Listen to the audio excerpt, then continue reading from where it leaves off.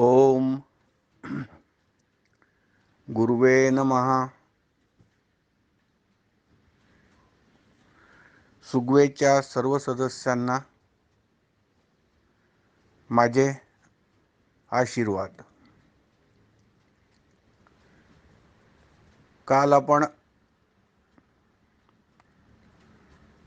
7व्या अध्यायातील 11 ओव्या पूर्ण केल्या होत्या. आपण कवी मुकुंदराज यांच्या परमामृत ग्रंथाचा अर्थ समजावून घेत आहे. आज आपण ही 12वी ओवी येथे पाहू. ऐसे आपुले अनुसंधान करिता होय विज्ञान, प्रपंचाचे मिथ्यापण प्रत्ययाये. अशी ही 12वी ओवी आहे. याच्या आधी जी 11वी ओवी आहे त्यामध्ये कशाचं अनुसंधान करायचं, कशाचा शोध घ्यायचा ते कवींनी सांगितलं होतं.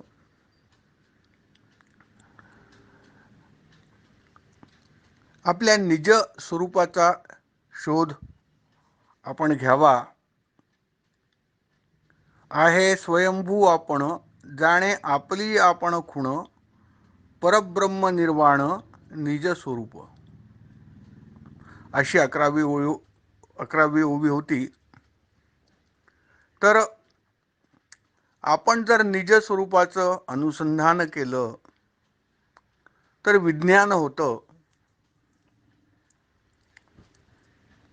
कोणतं विज्ञान होतं? प्रपंचाचे मिथ्यापण प्रत्यय आहे, हे आपल्याला विज्ञान होतं, आपल्याला समजतं. हे स्वरूपानुसंधान स्वतःचं स्वरूप जाणून घेणे, स्वतःला जाणून घेणे म्हणजेच आत्मानुसंधान आहे. यालाच आत्मानुसंधान म्हणतात. भगवान शंकराचार्यांच्या विवेक चूडामणी ग्रंथामध्ये आत्मानुसंधान हीच भक्ती आहे असे सांगितले आहे. हळद कुंकू लावणे, आरत्या करणे आणि टाळ्या वाजवणे एवढीच काही देवाची भक्ती नाही, तर सतत आत्म्याचं अनुसंधान करीत राहणे याला भक्ती म्हणतात, असं विवेक चूडामणी ग्रंथात लिहिलं आहे. आणि अशी भक्ती केल्याने विज्ञान होतं. काय विज्ञान होतं? आणि विज्ञान का म्हटलं आहे, ज्ञान होतं असं का नाही म्हटलं? खरं तर आत्मानुसंधान झाल्यानंतर ज्ञान व्हायला पाहिजे. पण हे जी विज्ञान आहे ही त्या ज्ञान होण्याच्या आधीची एक स्टेप आहे, आधीची एक पायरी आहे. जोपर्यंत पूर्ण ज्ञान होत नाही, पूर्ण अनुभव येत नाही, कोणतं ज्ञान होत नाही? ब्रह्मात्मैक्य ज्ञान होत नाही, स्वरूप ज्ञान किंवा आत्मज्ञान होत नाही, तोपर्यंत जे एक एक ज्ञानाच्या पायऱ्या आपण चढत जातो त्याला विज्ञानच म्हटलं आहे. कारण पूर्ण ज्ञान झालेलं नाही आहे किंवा अज्ञानही नाही आहे. अज्ञान नाही, ज्ञानही नाही, अशी ही स्थिती आहे साधकाची, ज्यामध्ये तो वाटचाल करतो आहे पूर्ण ज्ञान मिळवण्याकडे. आपल्या गुरु महाराजांची सेवा करून, आपल्या गुरु महाराजांचे आशीर्वाद घेऊन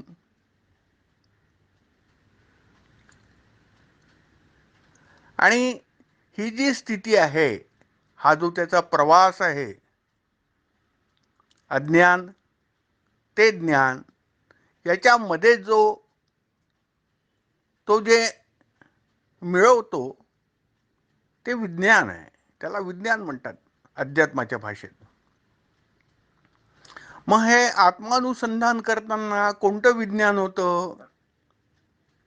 तर हे विज्ञान होतं की प्रपंचाचं मिथ्यापण जे आहे हे लक्षामध्ये येतं, प्रत्ययाला येतं, म्हणजे लक्षात येतं, अनुभव येतो प्रपंचाच्या मिथ्यापणाचा. प्रपंचाचं मिथ्यापण कसं आहे त्याचं अनेक वेळा आपण निरूपण केलं आहे. आपल्या सुगवेच्या पुस्तकांमध्ये पण ते आहे, त्यावर चर्चा झालेली आहे. तर मिथ्यापण म्हणजे जे दिसतं पण अस्तित्वात नसतं तेच मिथ्यापण आहे. आणि आपण यापूर्वीच्या अध्यायांचा अभ्यास करताना हेच आपण पाहिलं की त्या कारण देहातनं, त्या सुषुप्तीमधनं जेव्हा जाग येते, ती आपल्या दृष्टीने जरी ती जाग काही वर्षांची असली,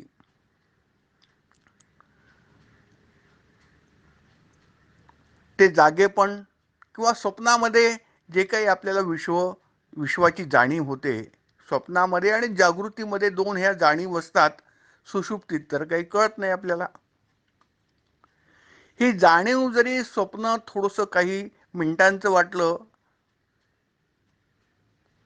आणि जागृतीमध्ये आपल्याला वाटलं की आपलं खूप मोठं आयुष्य आहे, 70-80 वर्षाचं,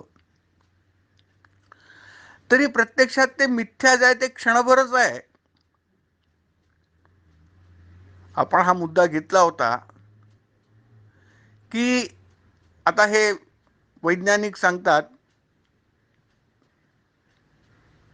की या जगाचं आयुष्य 350 कोटी आहे,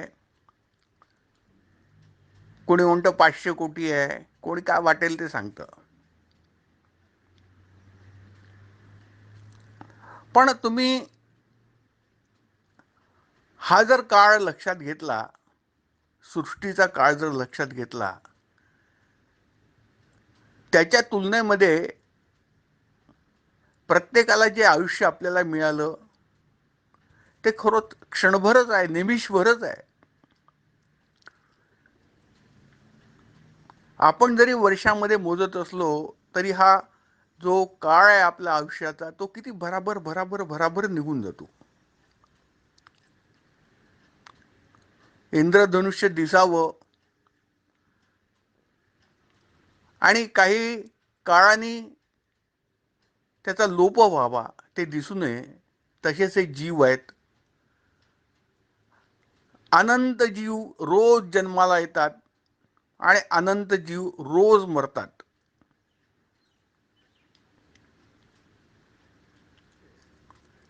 थोड्या वेळाचं जीवन आहे. मी एकदा उदाहरण दिलं होतं की आपण त्या डिस्कवरी चॅनेलवर पाहतो की काही काही जीवजंतू जन्माला येतात, लहानाचे लगेच मोठे होतात, त्यांचं लग्न होतं, त्यांना संतती होते आणि लगेच त्यांचं आयुष्यही संपून जातं. आणि हे सर्व 3 ते 4 तासामध्ये होतं. तर त्यांचं जीवन हे 3 ते 4 तासाचं आहे. काही काही जंतूंचं, किड्यांचं काही काही. आता खरं तर त्यांचे जे काही 4 तासाचं जीवन आहे हे त्यांच्यासाठी 100 वर्षाचं आहे. त्यामुळे जीवनाचा कालावधी हा सापेक्ष आहे.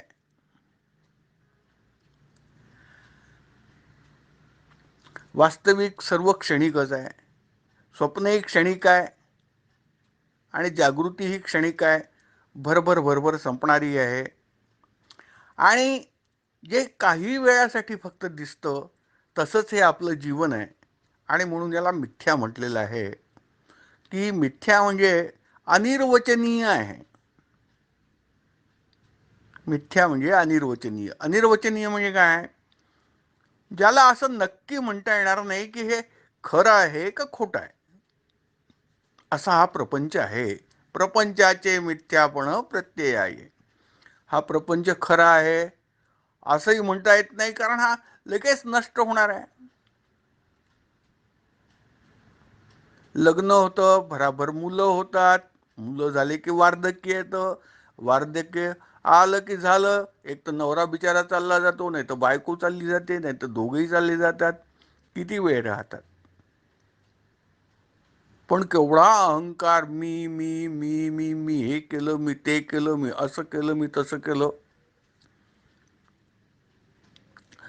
तर ही जेव्हा प्रक्रिया घडत असते आत्मानुसंधानाची, जेव्हा आपण आपल्या गुरुसेवेतनं हे ज्ञान घेत असतो, तेव्हा हे विज्ञान आपल्याला होतं की हा प्रपंच खोटा आहे, मिथ्या आहे, फक्त दिसणार आहे. यात खरोखरीच काही कमवायचं नाही आहे, काही मिळवायचं नाही आहे, काही मिळणार नाही आहे, काहीच आपलं नाही आहे. अगदी अंगावरचे कपडे देखील आपले नाही आहेत.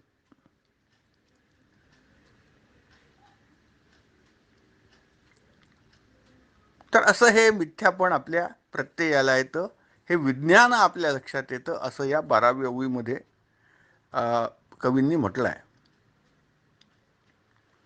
आता आपण 13वी ओवी बघू. मी शुद्धात्मा आपण, ऐसा वर्ते जो जो अभिमान, तयाचाही साक्षी कवण तुझं वाचुनी.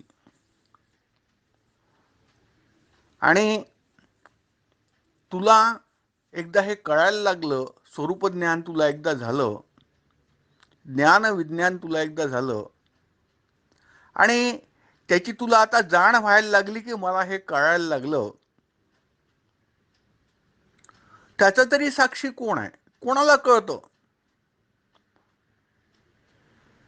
अरे ज्ञानही तुलाच होतं, त्याचा साक्षी तूच आहे. आणि तयाचाही साक्षी कवण तुझं वाचोनी. तुला कळतं याचा साक्षी देखील तूच आहे. तुला कळतं हे दुसऱ्या कोणाला नाही कळत. कल्पना करा, आता याचं निरूपण आपलं सुरू आहे, आणि हे सुरू असतानाच आपली प्रवचन ऐकून वाचून गुरुची सेवा घडून जर कोणाला ज्ञान झालं, तर ज्या कोणाला ज्ञान झालं ते आम्हा इतर सुगवेच्या सदस्यांना कसं कळणार आहे की याला ज्ञान झालं म्हणून? नाही, त्याचं त्यालाच कळणार आहे, त्याचा साक्षी तोच आहे. असं या ओवीमध्ये मुकुंदराज सांगतात. मी शुद्धात्मा आपण, ऐसे वर्ते जो अभिमान, असं ज्याला अभिमान म्हणजे याचा अर्थ गर्व घेऊ नये, इथे अशी जी जाणीव झाली, असं जे समजलं की मला आता मी शुद्धात्मा आहे, मी हा देह म्हणून काही अस्तित्वात नाही आहे, माझा देह भिन्न आहे आणि मी भिन्न आहे, आणि माझं मूळ स्वरूप हे आत्मा आहे, असं एकदा कळलं की ते कळल्याचा साक्षी देखील तूच आहेस, तुलाच कळतं, दुसऱ्या कोणाला कळत नाही. असं या 13व्या ओवीत सांगतात. आणि पुढे म्हणतात, म्हणून जाणीवेचे जे निजज्ञान, ते शुद्ध स्वरूप आपण, सर्व निरसी परिपूर्ण निजात्मा तू. तर हे जी तुझी जाणीव आहे, निज स्वरूपाचं ज्ञान आहे तुझ्या,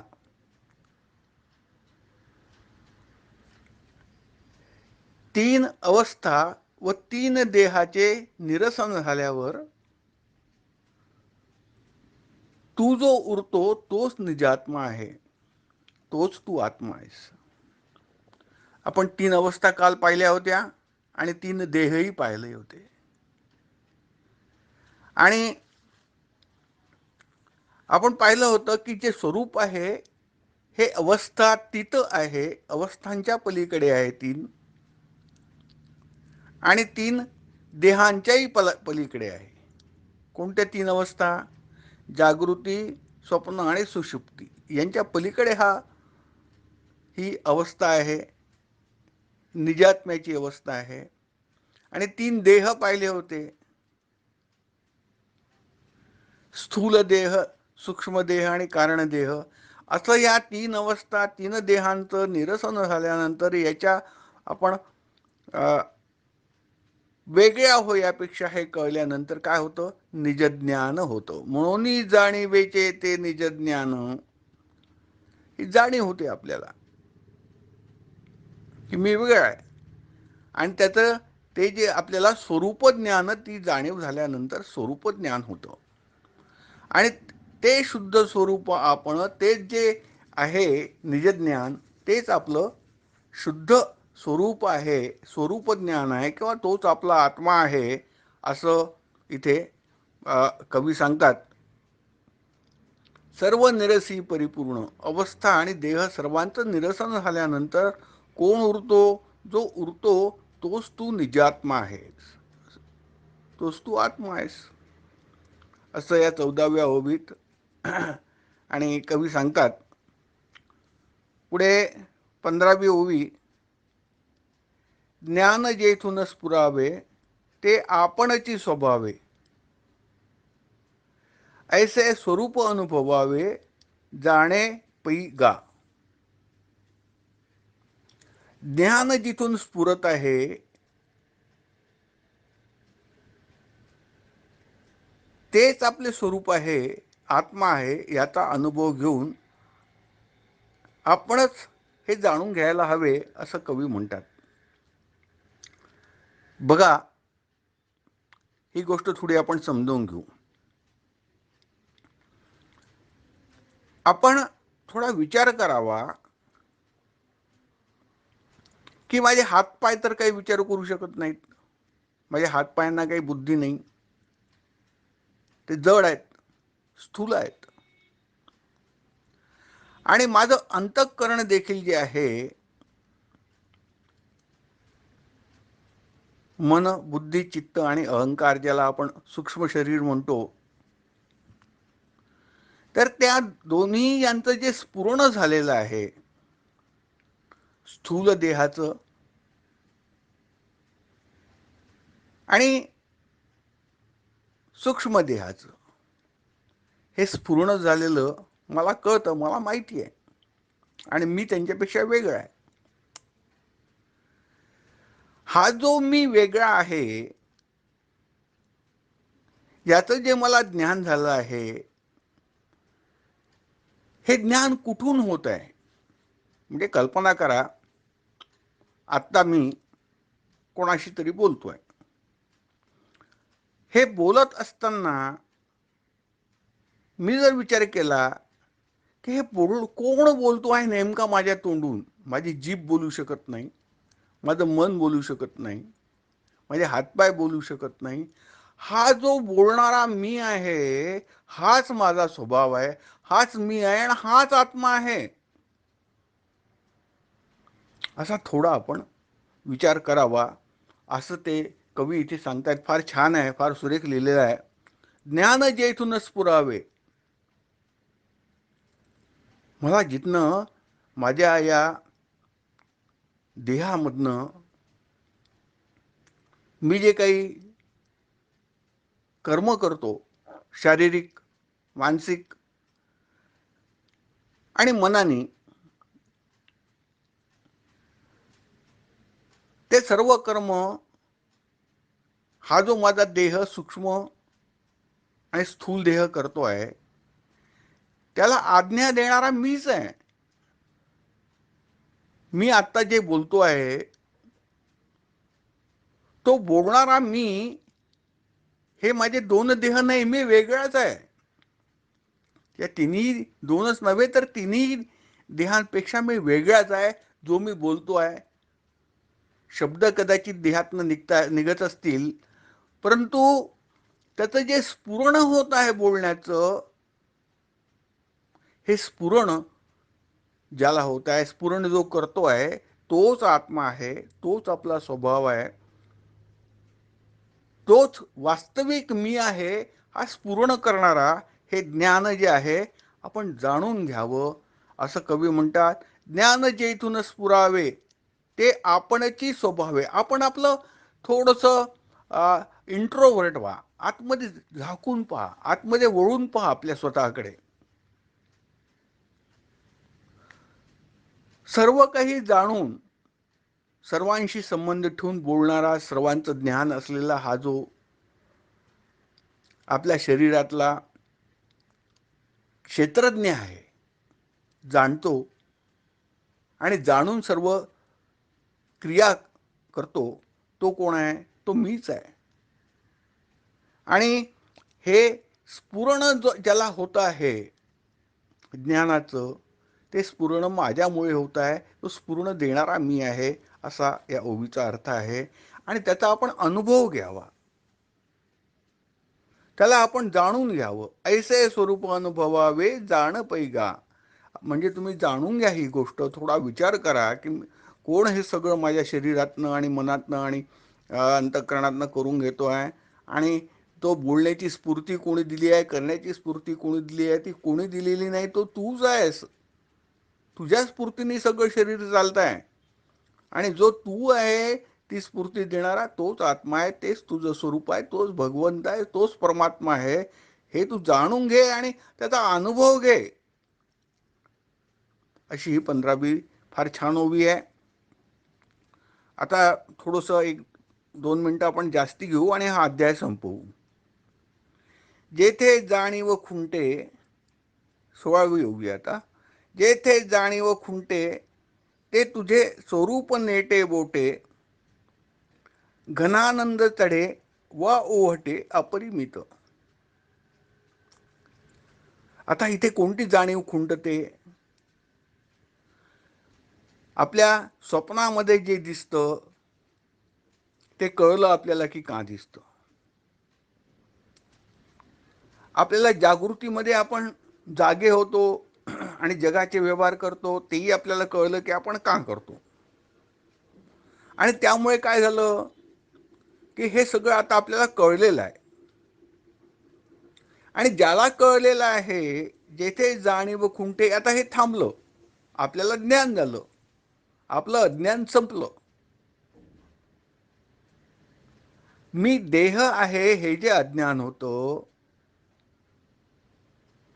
मी झोपतो, मी उठतो, मला स्वप्न पडतं, हा मी करणारा जो आहे तो मी नाही, याची जाणीव आता संपली. आता काय कळलं मला की या अवस्थांना काही अस्तित्व नाही, मी यापेक्षा वेगळा आहे. त्या जागृती सुषुप्तीची जाणीव संपली. आता ते ज्ञान संपलं माझं. वास्तविक ते अज्ञान होतं जे संपलं ते. जेथे स्वप्न आणि जागृतीतील जाणीव थांबते, तेच बोटांनी दाखविण्यासारखे तुझे स्वरूप आहे, असं कवी म्हणतात. ते तुझे स्वरूप नेटे बोटे, बोटांनी दाखवण्यासारखं आहे. घनानंद चढे वा वोवटे अपरिमित. आणि ते एकदा स्वरूप तुझं तुला कळलं की मग काय होतं, तुला अपरिमित अशा आनंदाची प्राप्ती होते, याला ब्रह्मानंद म्हणतात. आणि ब्रह्मानंदावरती विशेष आपण चर्चा करू एक दिवस. तर हा ब्रह्मानंद किंवा हा घनानंद म्हटलाय. हा घनानंद कसा आहे ना, चढे ना ओहोटे. समुद्राला कशी हे येते, ओहोटी येते आणि भरती येते,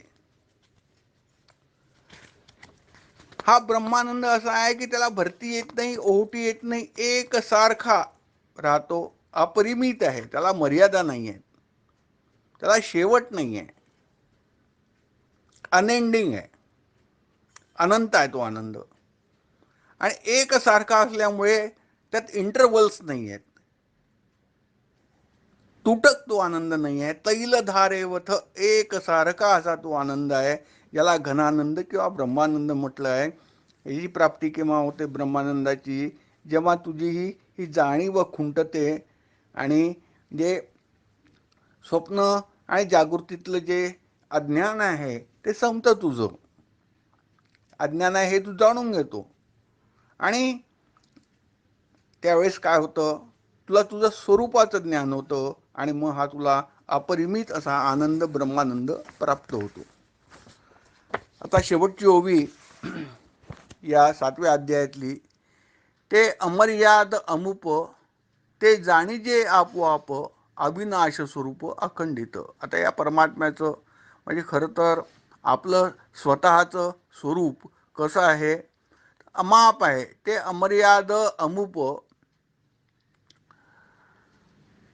ते जाणीजे आपोआप ते जाणीजे आपे आप अविनाश स्वरूप अखंडित. तर ते अखंडित होमोजिनियस आहे, एकसारखं जे आपलं स्वरूप आहे त्या स्वरूपात खंड नाही आहेत, म्हणजे भाग नाही आहेत, तुकडे नाही आहेत, द्वैत नाही आहे,